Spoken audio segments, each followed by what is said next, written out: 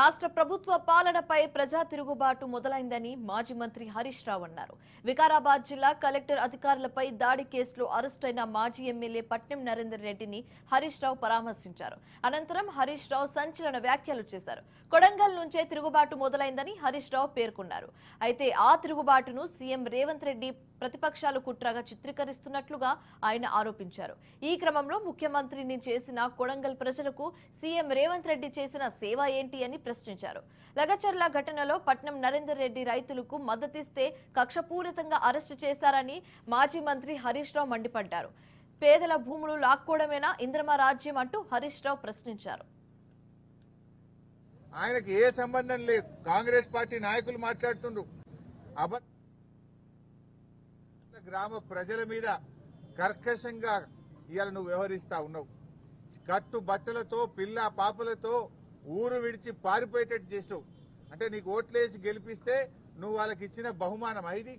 వాళ్ళ భూములు గుంజుకోవడమే, కుట్రపూరితంగా చేయడమే నువ్వు ప్రజలకు చేసే సేవనా అని చెప్పి మేము అడుగుతా ఉన్నాం. పట్నం నరేందర్ రెడ్డి గారు ఒక ప్రతిపక్ష పార్టీగా, ప్రతిపక్ష నాయకుడిగా ఆ రైతులకు అండగా నిలిచే ప్రయత్నం చేసినాడు. రైతులకు ధైర్యాన్ని ఇచ్చే ప్రయత్నం చేసినాడు. ఆయనకి ఏ సంబంధం లేదు. కాంగ్రెస్ పార్టీ నాయకులు మాట్లాడుతుండ్రు, అబద్దాలు మాట్లాడు. కాంగ్రెస్ నాయకులు ప్రెస్ మీట్లు పెడుతుండ్రు. ఇవాళ మీరు ప్రతిపక్షాల మీద అక్రమ కేసులు పెట్టచ్చు, కానీ ప్రజా తిరుగుబాటు నుంచి తప్పించుకోలేరు. ఇవాళ నేను అడుగుతా ఉన్నా, ఎవరు జరిగినా బీఆర్ఎస్ కుట్ర అంటాడు.